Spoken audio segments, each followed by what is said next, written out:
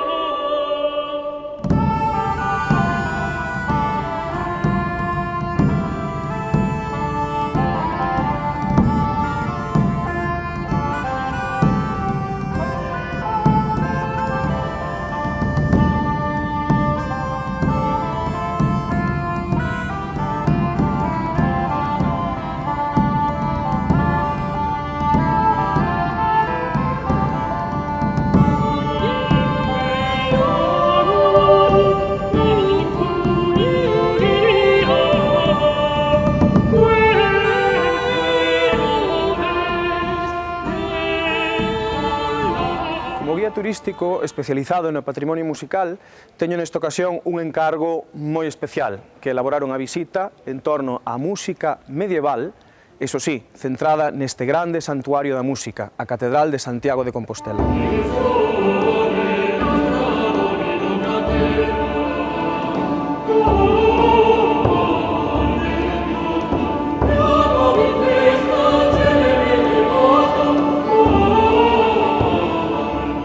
O espazo que teño aos meus pés é o lugar da música máis importante da historia do Occidente. Durante case 1000 anos, xuntáronse aquí as músicas que chegaron cos peregrinos de toda a cristiandade, de Oriente e Occidente, peregrinos desde os máis ricos e poderosos até os máis humildes. Xuntaron as súas músicas e cantadas en multitude de linguas, en diferentes estilos, tocando infinidade de instrumentos diferentes. Isto, polo menos, é o que nos constata o Códice Calixtino até o século XII, o cal, ademais, condicionará estas prácticas nos séculos seguintes.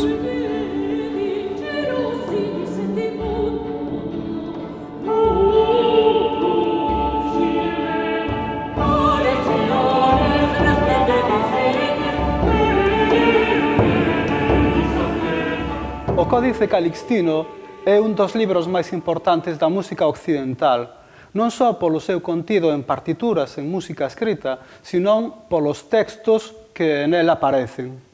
Pero tamén este libro nos pode dar as claves para comprender a importancia que acadou a lírica galego-portuguesa medieval.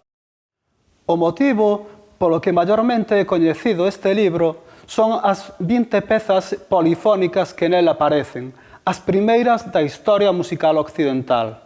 Pero o que soe pasar desapercibido é a enorme riqueza das músicas monódicas contidas no libro. Hai pezas que son rítmicas, con un ritmo moi claro, outras pezas para cantar recitadas, outras máis corais, outras máis solísticas, e isto servirá para comprender a riqueza e o desenvolvemento que posteriormente tendrá a lírica galega portuguesa, tanto a profana como a obra de Alfonso X, as Cantigas de Santa María.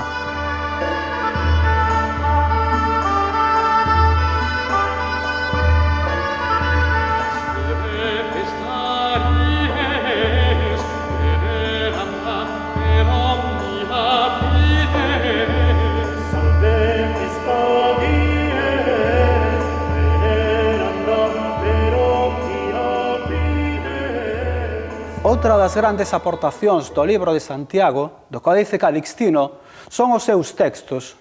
Neles hai múltiples aportacións de como era a música na celebración da festa de Santiago dentro da catedral. Por un lado, os clérigos facían os cantos polifónicos e os monódicos. Por outro lado, estaba o pobo que participaba cos seus instrumentos, cas percusións e cos seus cantos tamén. Pero o que é máis importante é que na catedral viñan os peregrinos de todo o mundo e diante do seu altar cantaban os cantos nas súas propias linguas e cos seus propios instrumentos.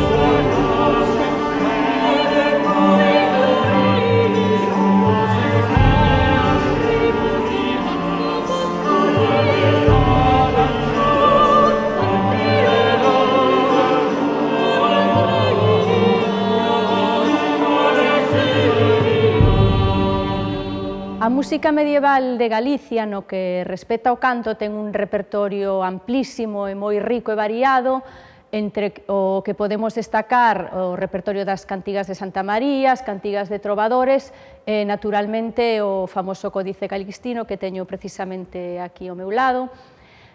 Todo o repertorio medieval é un repertorio, como dixe, moi variado, moi rico a nivel melódico, moi rico a nivel rítmico, contén moitos elementos de improvisación, tanto escritos como outros que se poden engadir improvisadamente, o que dá unha gran variedade que implica que o canto ten que adaptarse a todas estas características, habendo outra principal que está por encima de todas elas, que é a transmisión do texto, tanto nas cantigas de Santa María, as cantigas de trovadores e todo o repertorio relixioso.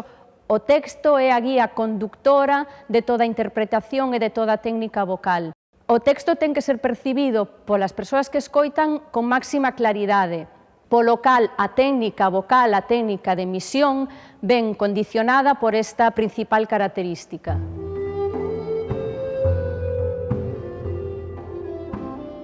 O claustro da catedral é outro dos grandes espazos medievais deste edificio, un lugar da música por ser o lugar onde percorreron durante séculos as procesións coas súas músicas particulares, como foron, por exemplo, os conductus.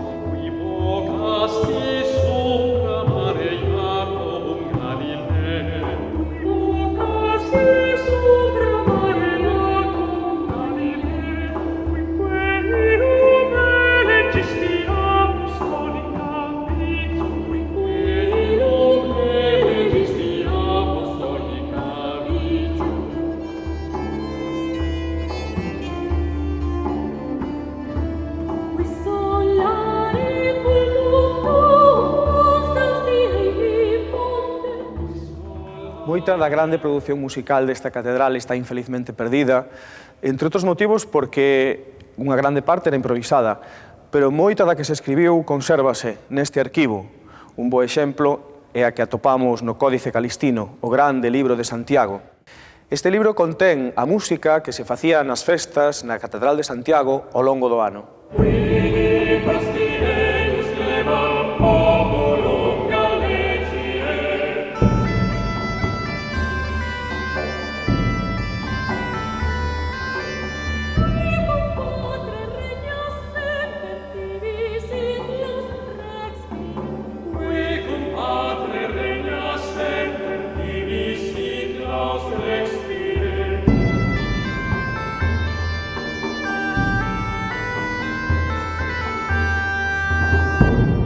A Catedral de Santiago foi un dos centros de produción e actividade musical máis importantes da historia occidental. Non só porque aquí, diante do altar de Santiago, se congregaron durante séculos as músicas das voces e dos instrumentos de peregrinos de toda a cristiandade, nin tampouco porque nas naves da catedral soaron as primeiras polifonías da historia europea, senón tamén porque será o centro que propicie o feito musical máis importante da historia de Galicia, a lírica trovadoresca.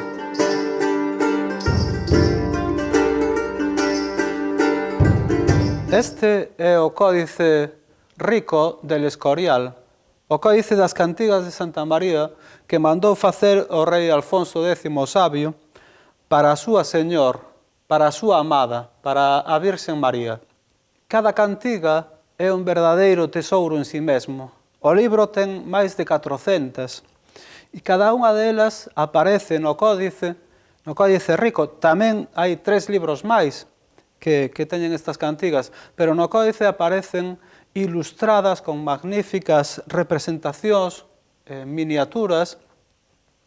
Tamén o que é moi importante para nós é que cada cantiga ten a súa música escrita, a súa partitura.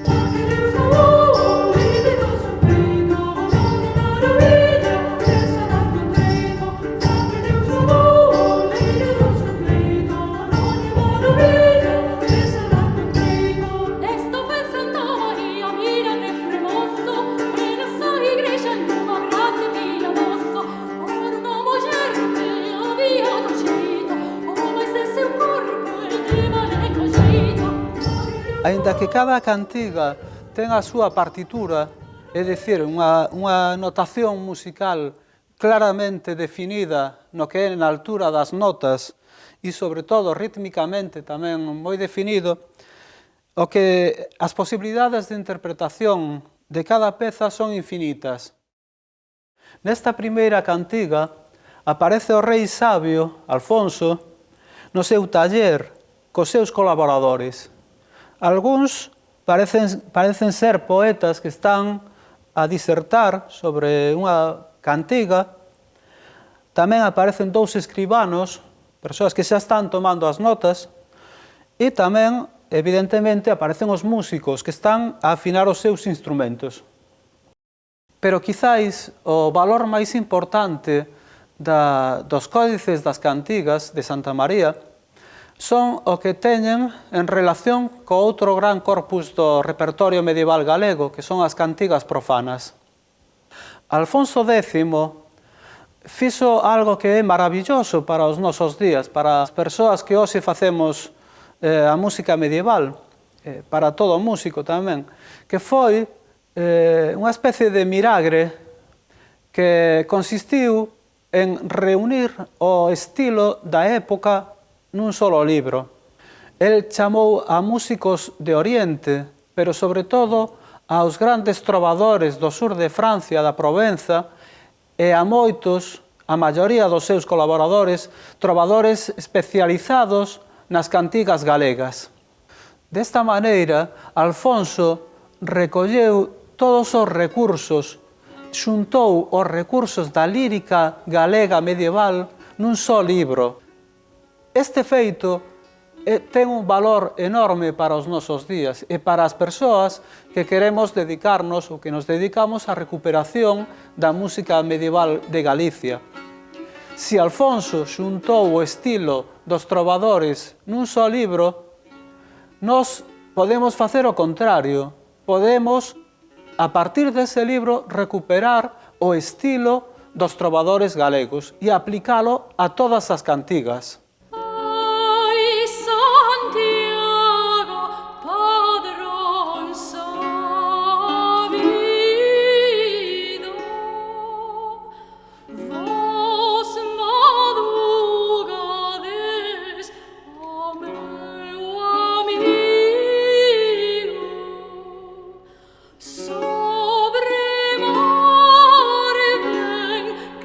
Flores de amor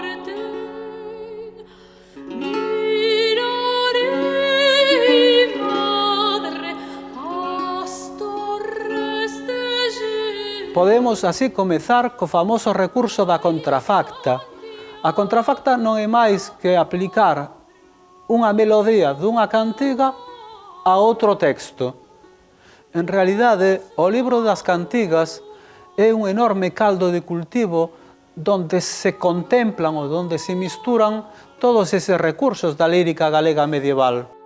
En definitiva, estas dúas características principais do libro das cantigas, a primeira, o valor en sí mesmo, e a segunda, o valor que ten para a recuperación da lírica galega medieval, fan deste un dos grandes tesouros non só da cultura de Galicia, sino da cultura universal.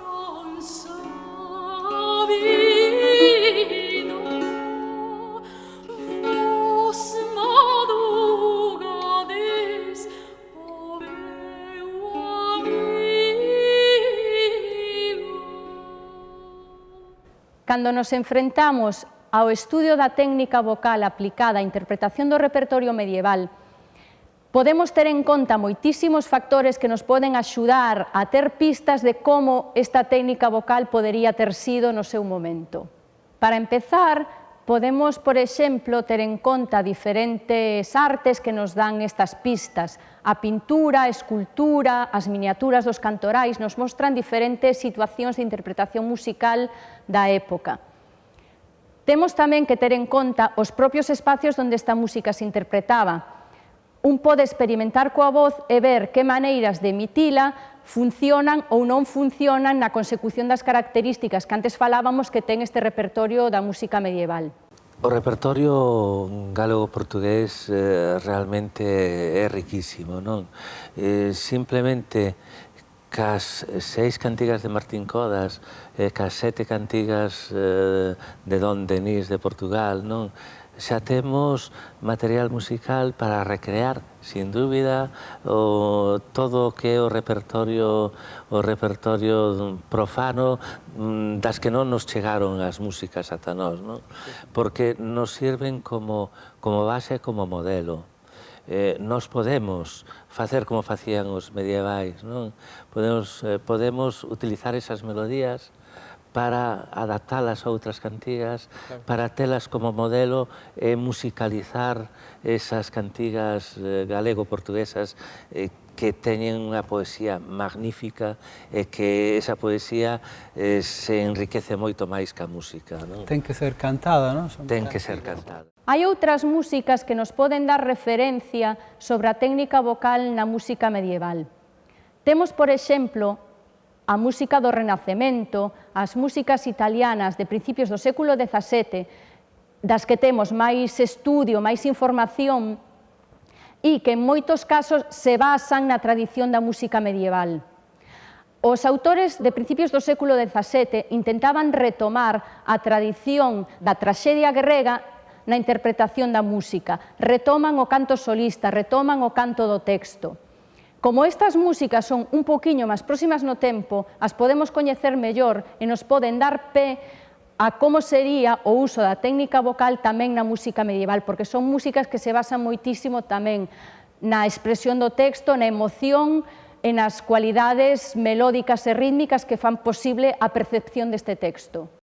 Temos, ademais da tradición das músicas orientais, outras músicas populares que están vivas nos nosos días, pero que teñen o xermen na época medieval ou en tempos anteriores. En definitiva, o traballo da técnica vocal aplicada á interpretación da música medieval conleva un enorme traballo de investigación, de búsqueda, de experimentación, moitísimo coñecemento e moitísima dedicación.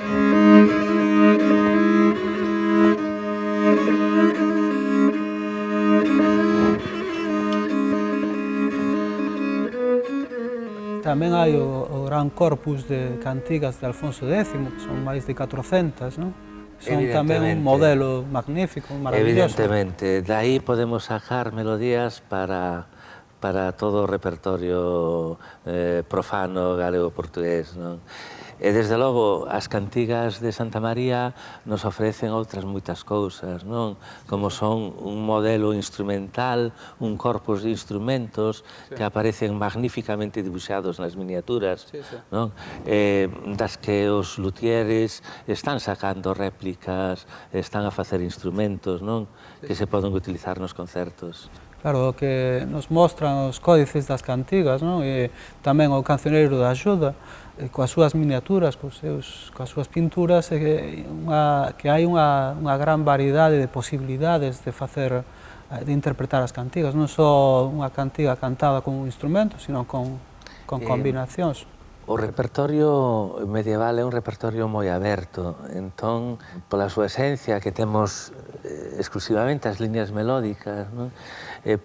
Permiten aos músicos moita experimentación, recrear sonoridades, elixindo os instrumentos que se pensan adecuados para recrear esa poesía, non? Entón, a verdade é que é moi gratificante o traballo sobre unha cantiga, porque permite moitísimos matices. Claro, non é o mesmo facer unha cantiga acompañada por unha fídula, que soaría dunha determinada maneira, que acompañada por unha arpa, ou por un salterio, por unha cítola, ou por varias combinacións deles, non? Iso é maravilloso tamén. Está claro que as posibilidades sonoras dun conxunto medieval son infinitas, non? E depende, desde logo, cando nos enfrentamos como músicos a unha partitura, o primeiro é ver o sentido do texto, non? Porque iso nos dá moita idea de como recrear musicalmente cos instrumentos e cas sonoridades e ca combinación dos timbres, non? Porque así podemos transmitir máis fielmente pois o contido da poesía, non?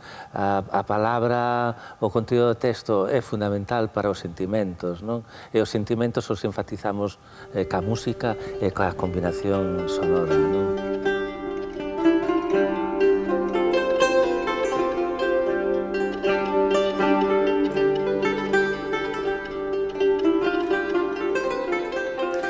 Estes músicos en pedra están no Pazo de Xelmírez.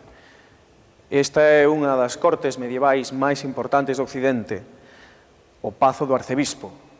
Aquí desenvolvéronse xuntanzas políticas, banquetes, festas. Estas representacións permítenos ver, casi sentir o ambiente que aquí se desenvolvía. Tamén permítenos entender a importancia da música no desenvolvemento destas grandes celebracións.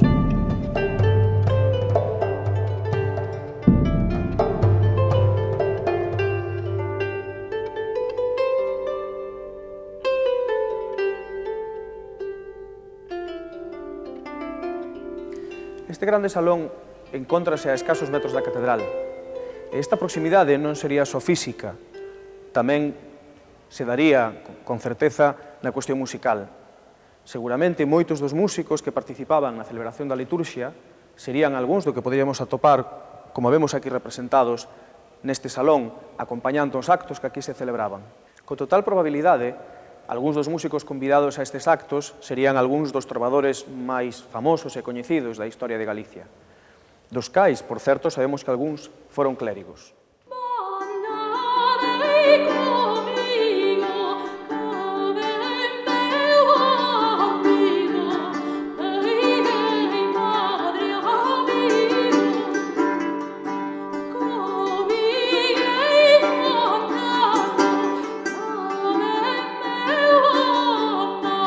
De todos os libros que conteñen as máis de 2000 cantigas profanas medievais galegas, o cancioneiro da Biblioteca da Axuda, en Lisboa, é o de maior importancia musical.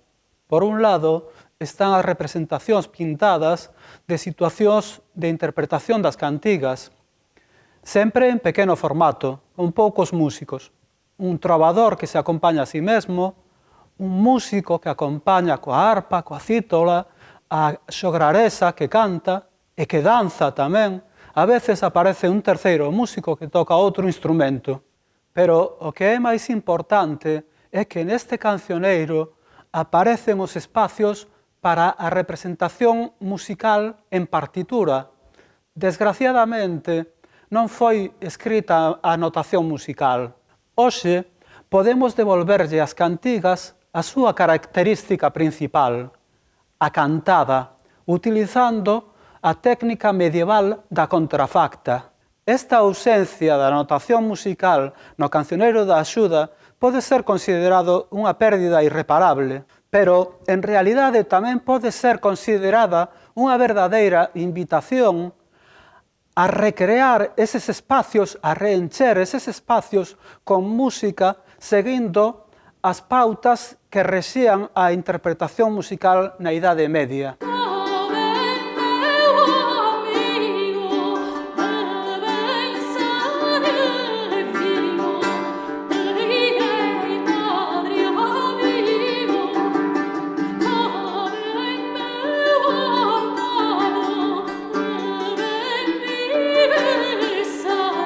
Nas cuestións prácticas que serían o empleo da técnica vocal ao servicio da interpretación da música medieval, temos que pensar que naturalmente o que hoxe se estudia nos conservatorios, que sería o canto lírico, o canto de ópera, non nos sirve para transmitir estas características que falaba antes da música medieval.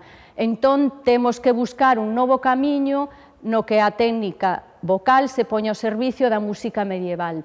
As características de enorme precisión rítmica, enorme precisión de afinación. O sistema de afinación na música medieval non é o mesmo que utilizamos nos nosos días. O sistema de afinación foi cambiando ao longo dos diferentes períodos históricos. Polo cal, a técnica vocal ten que ser moi exacta na consecución destas características. A exactitude na transmisión, na dicción do texto, ten que ser perfecta.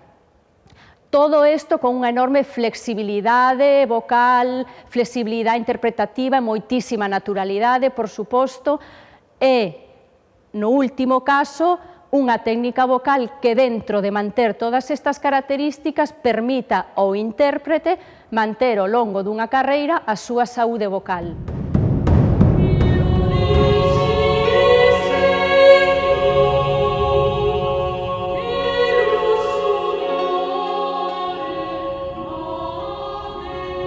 O tema da música está dende sempre moi presente nas representacións plásticas, na historia da arte en todos os seus estilos. A Catedral de Santiago non ia ser menos e ten exemplos moi significativos do tema musical. Bueno, quizáis o máis coñecido, este no que nos atopamos do Pórtico da Gloria, do que xa falaremos.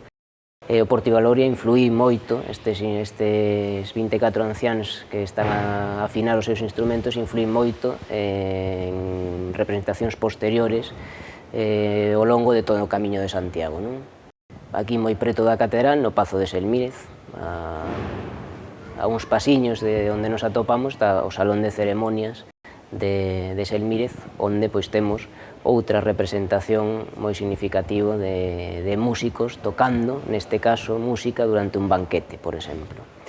Temos outros dous exemplos moi importantes representando unha mesma personaxe, a David, unha fachada das Platerías, quizáis xunto co pórtico o exemplo máis coñecido dunha representación musical na Catedral de Santiago, ou o David que está tamén a tañer a arpa no acceso á fachada do Obradoiro actual, e que tanta importancia simbólica tiña ademais nesa subida do peregrino polas escadas da fachada occidental da catedral, momentos previos a toparse co Pórtico da Gloria, non co tímpano do Pórtico da Gloria. O Pórtico da Gloria, bueno, representación musical na Catedral de Santiago, obviamente, enseguida pensa nos 24 anciáns que coroan o tímpano central do Pórtico da Gloria. Bueno, unha cousa moi importante, eu sempre o digo ao falar do Pórtico da Gloria, normalmente a xente ve estas obras dende a óptica actual. Isto, bueno, obviamente non o podemos ver dende outra óptica, pero sí que hai que pensar no momento en que se fixo esta obra. Tamén moita xente pensa no Pórtico da Gloria simplemente como se fora unha pantalla de cine. Entón, o pórtico para eles é o tímpano central, ou se acaso esa parte central, ou se acaso os tres arcos que dan paso á catedral, pero o pórtico conceptualmente e artísticamente é moito máis, é dicir, é un espacio de acceso á catedral medieval, o acceso occidental, a porta principal, pero ademais a cripta do pórtico, a parte de abaixo, que se une conceptualmente co piso superior e incluso a parte da tribuna. A música está presente neses tres pisos e incluso no camiño que tomaría o peregrino dende a cripta ata o pórtico, se subía por esa escada exterior cara ao piso superior.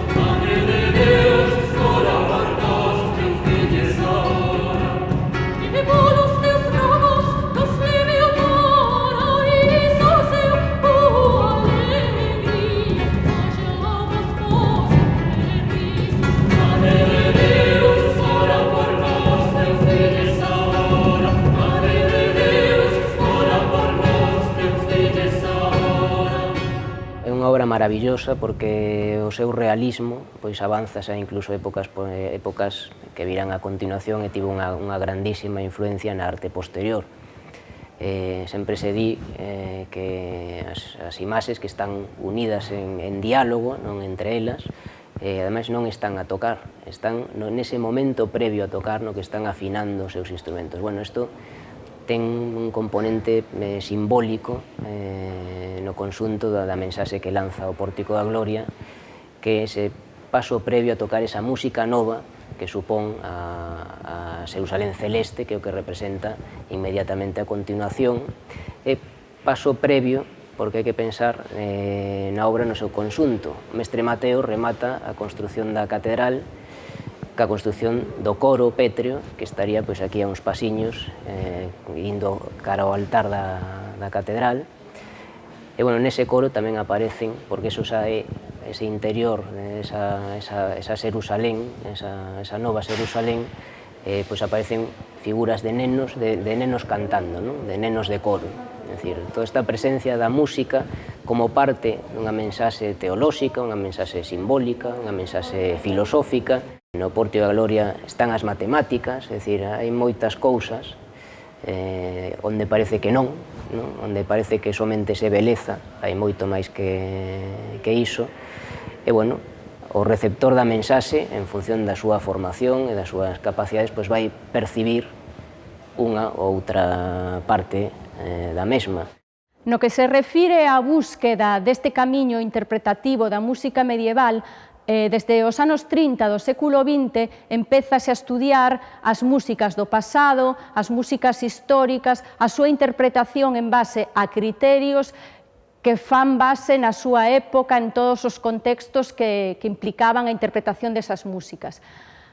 No que se refire en concreto á música medieval, naturalmente houve moitos camiños, moitas investigacións e moitas maneiras de facer, algunha das cales sacrificaban algúns dos elementos que antes falei que son importantísimos no canto medieval, polo cal non serían o máis axeitado, e que en moitos casos tamén sacrificaban o que é a saúde vocal do intérprete. Por eso, a técnica vocal ten que ser moi estudiada, moi especializada para manter as características, pero tamén coa máxima naturalidade.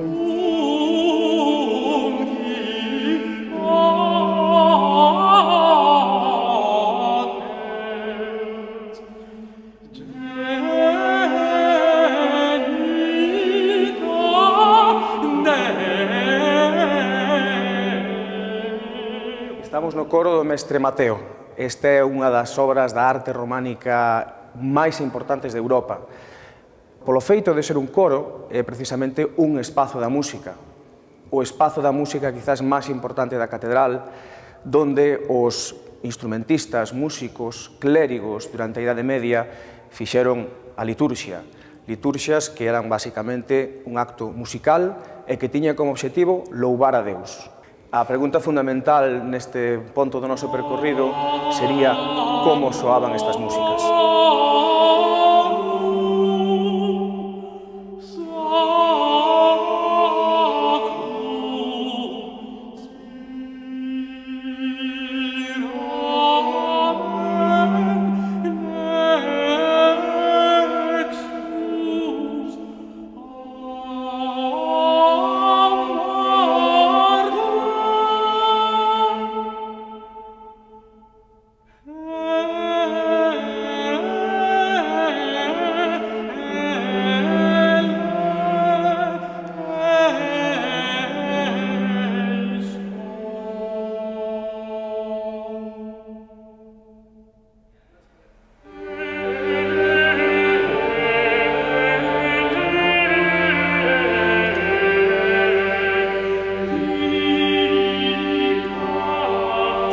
O famoso Organistrum que aparece no Pórtico da Gloria, na Pazo de Xelmírez, nas cantigas de Santa María, ou nas cantigas de Santa María non aparece.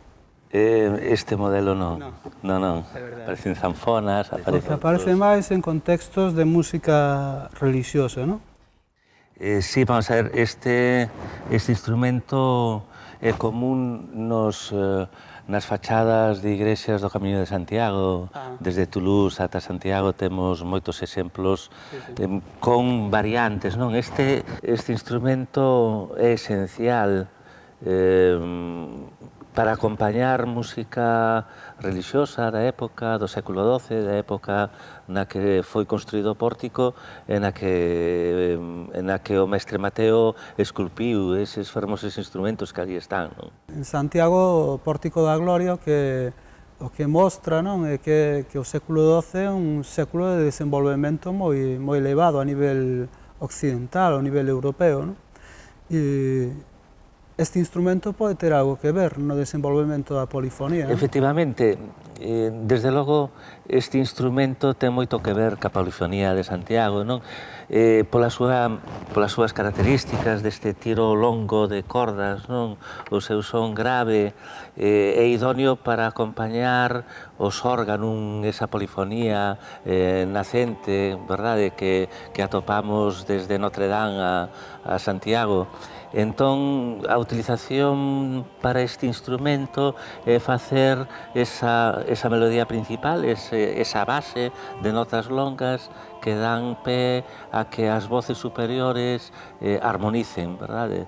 Que as voces superiores estén cómodas, que se podan desenvolver libremente e con fluidez.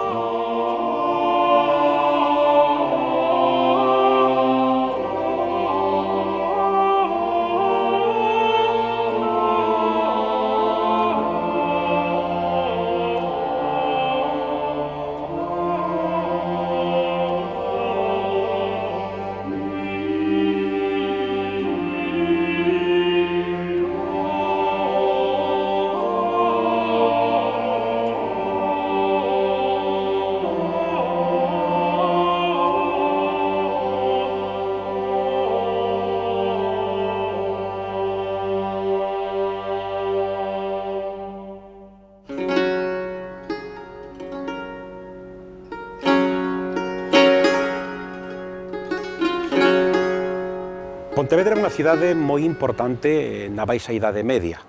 É a etapa na que adquire pleno desenvolvemento, cando comeza a ser coñecida.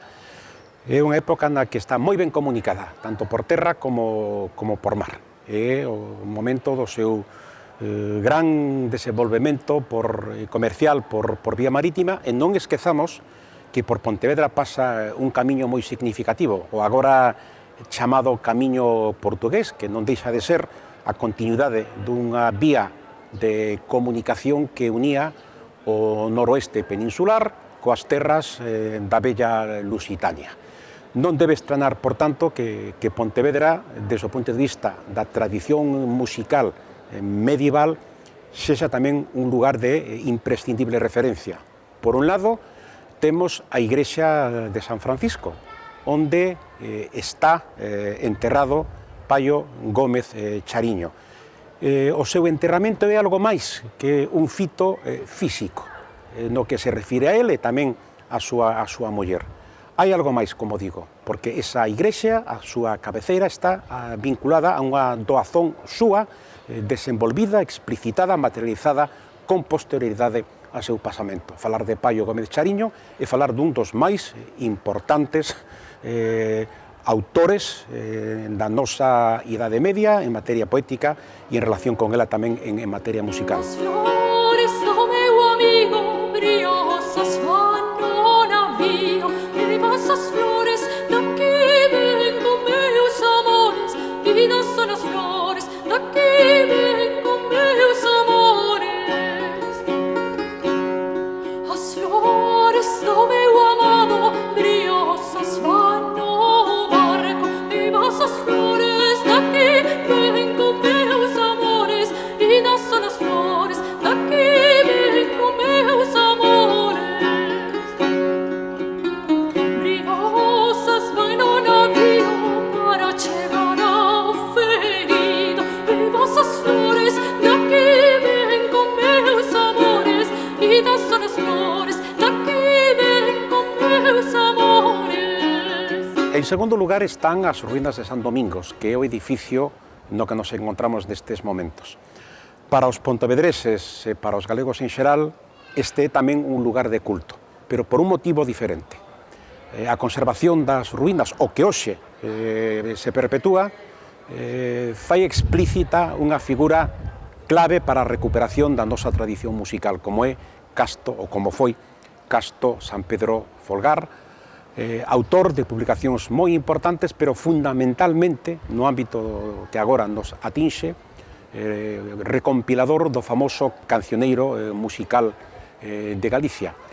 Unha obra importante en si mesma, sen dúbida, polo que supuxo no seu momento, como digo, de recompilación, pero tamén porque desa recompilación popular, evidentemente, derivanse importantes referencias para análise da música anterior, particularmente da música de tempos medievais, porque o que hoxe consideramos como popular, no seu momento, seguramente non tiña esa consideración, que era un tipo de música culta, mesturada na súa progresión, no seu desenvolvemento cos ámbitos puramente populares, en mercé a análise que nos posibilita esta fantástica recompilación feita por Casto San Pedro e os seus moitos colaboradores, hoxe podemos ter unha mellor idea do que era a vida cotiá desde o punto de vista musical na Idade Media galega en xeral, e se me permite tamén en Pontevedra, en a súa área de influencia en particular.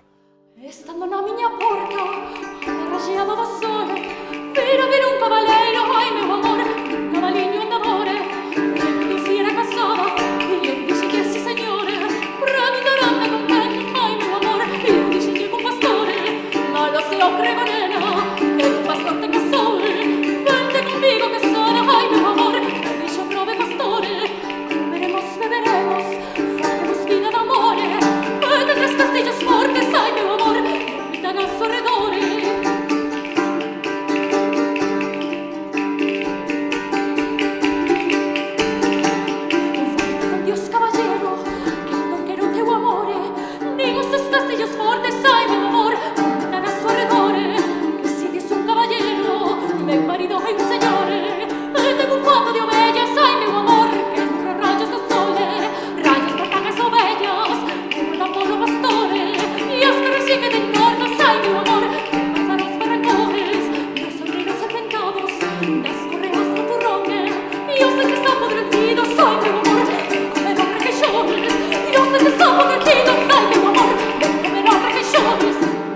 O rei David foi un referente para a cultura medieval. Como rei músico foi considerado un referente para os reis trovadores, como foron Alfonso X Sabio ou o rei Don Dinís de Portugal. Neste brevísimo percorrido polo que acabo de acompañarvos, fun visitando, mostrándovos algúns dos lugares claves da música na Catedral de Santiago, pero desde logo quedan moitos máis, así que o traballo continúa. Unha cousa que a mí me sorprendeu moito, non? Que os grandes centros de estudio musical, non? Están algúns en Europa, pero outros están en lugares como países como Estados Unidos, onde non teñen prácticamente nada medieval. E digo prácticamente porque ali hai algúns claustros que foron levados de España, non? Pero non hai máis que eso, e ali se estudian nas universidades, se estudian nos conservatorios, e hai conservatorios de gran prestixio para o estudio da música medieval. Realmente es sorprendente que aquí en España, en Galicia, en todas as comunidades, con unha historia tan rica no medievo, verdade? Pois que non teñamos esa preocupación por rescatar e por transmitir ás generacións futuras non o noso patrimonio. Entón, é algo que se bota en falta, porque os músicos que se queren aproximar á práctica instrumental da música medieval, pois teñen que sair forzosamente fora, non? Está claro que a educación musical en España leva moito atraso. O leva, con respecto ao resto de Europa, leva moito atraso. Entón, a tendencia é sempre empezar pois polo que se fai normalmente, é dicir, instrumentos da práctica orquestal, e o outro pois queda relegado, non?